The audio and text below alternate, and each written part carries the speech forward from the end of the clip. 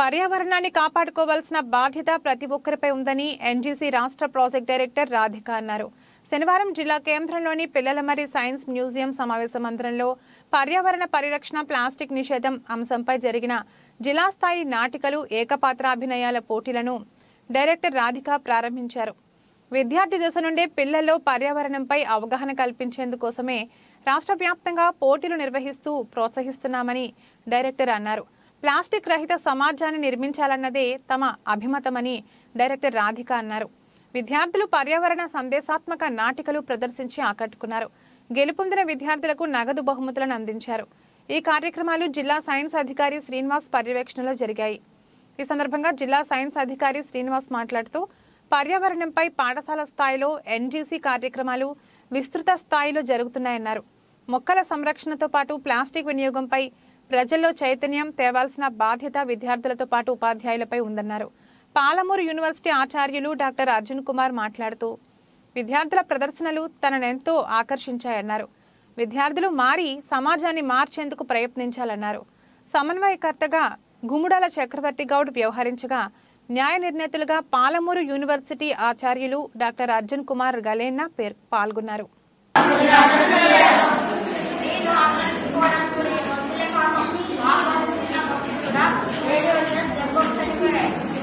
అవును, మీ బాధను పోగొట్టడానికి నేను వచ్చే పార్లమెంట్ ఎన్నికల్లో నిలబడాలని నిర్ణయించుకున్నాం. మీ అందరి మద్దతుతో గెలిచి పర్యావరణాన్ని, జీవ వైవిధ్యాన్ని కాపాడుకుందాం. ఈ భూమి మీద మనుషులకే కాదు ప్రతి ప్రాణికి హక్కుందని చాటి చెబుదాం.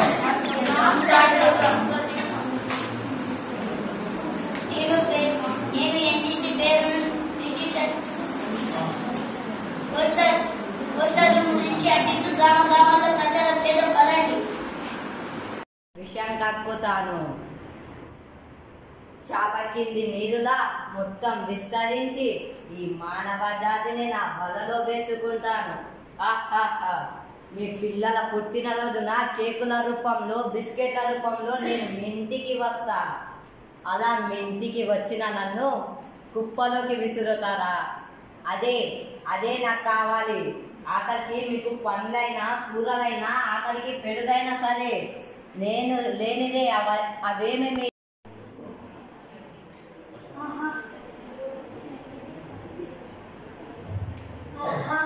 ఈ చుట్టుపక్కల ఎక్కడనైతే ఈ చెట్టు నేను 4-5 సంవత్సరాల తర్వాత ఇది పెంచుతూ ఉన్నాను. ఎంత పెద్దగా అయిందో. నా ఆకలి తీర్చుతుంది, నాకు శ్వాస ఇస్తుంది, శ్వాసకు ఆక్సిజన్ అందిస్తుంది, చాలా ఉపయోగపడుతుంది. అలాగే పండ్లు తినడానికి, ఆహారం, ఆకుపచ్చని పత్రహరితం, చాలా అందంగా ఉంది ఈ చెట్టు. నేను ఈ చుట్టుపక్కల ఎక్కడ చూడలేదు. మీరు కూడా అందరూ ఇలాగే పెంచండి, ఇలాగే ఉంటుంది. ఈ పర్యావరణానికి ఎటువంటి నష్టం కలిగించదు, చాలా ఉపయోగపడుతుంది. మనకు ఆక్సిజన్ ఇతర ఉపయోగాలు ఉంటాయి. చెట్లను నరకకండి, ఉపయోగించుకోండి.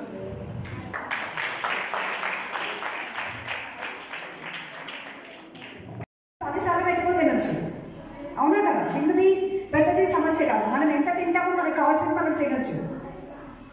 సో ఇట్లాంటి చిన్న చిన్న ఇనిషియేటివ్స్ మీరు ఇంకా చేయాలి మీరు. ఓకేనా? మీ స్కూల్ పేరు ఏదో చెప్పారు? ZPHS Boyapalli. Okay, thank you. ఇలాగే ఇంకా మీరు ఫర్దర్ కూడా మీరు చేసి ప్రోగ్రామ్స్ అప్లోడ్ చేయండి.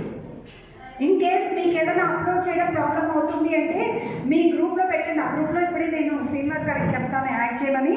సో మీ గ్రూప్ నుంచి మేము తీసుకొని మేము అప్లోడ్ చేయడానికి ట్రై చేస్తాం. ఓకేనా? ఇంకా ఇక్కడ వచ్చిన స్టూడెంట్స్ ఎవరైనా అలా చేంజెస్ చేశారా? आप लोग यहाँ आके शेयर करें. आइए, बोलो क्या कर रहे हैं? अच्छा, क्या चेंजेस किया आपने? ऊपर आ जाइए. परसों भी आए ना प्रोग्राम.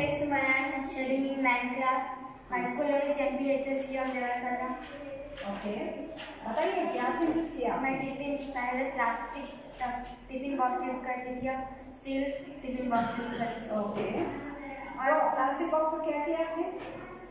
हम फेंक दिया. ओके, हमें कोई प्लास्टिक नहीं यूज करना. अच्छा, तो कम हो गया। अच्छा अब जब बाहर जा रहे हैं जब भी आप ऐसा लेके जाइए, जैसे गर्ल्स लेके आए हैं ना, ऐसे ही आपको आ जा सकते हैं ना। आज लेके आए इसमें खाना है नहीं है, खाने की बॉक्स लेके आया, अब सब लोग लेके आए। ठीक है, वेरी गुड। यही हम आपको बता रहे हैं और यही हमारा कोशिश है आप लोगों को थोड़ा, आप लोगों का दिन का जो भी है उसमें थोड़ा चेंजेस आने के लिए, ठीक है। ఇంకా ఇంకేమైనా తెచ్చుకున్నారా? మీరు కూడా బాక్సెస్ ప్లేట్సా? ప్లేట్స్. Very good. ఇంకా బాయ్స్ అందరూ తెచ్చుకున్నారు plates? Okay, thank you. Teachers తెచ్చుకున్నారండి ఎవరన్నా ప్లేట్స్? ఇప్పుడు ఇవాళ తినడానికి ఓకే బట్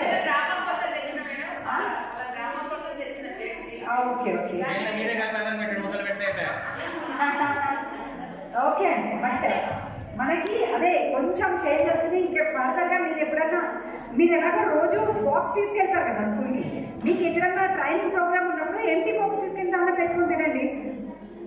అప్పుడు ఫుల్ బాక్స్ తీసుకెళ్తాము, ఇప్పుడు ఎంటీ బాక్స్ తీసుకెళ్తాం. సో అట్లీస్ట్ ఒకటన్నా సేవ్ చేసిన వాళ్ళం అవుతాం కదా.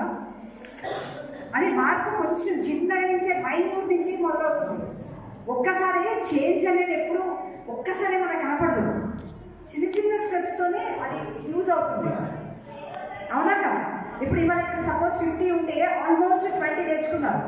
రేపు వీళ్ళని చూసి మీరు కూడా చేంజ్ మొదలెడతారు, చేయాలి మీరు కూడా. ఇంకా ఏ ప్రోగ్రామ్కి వెళ్ళినా మీ బాక్స్ మీరు పట్టలేదండి, స్పూన్ బాక్స్ ఇంటికి వెళ్ళి వాష్ చేసుకోండి. రోజు మీరు చేసేది అదే కదా. Okay, thank you boys.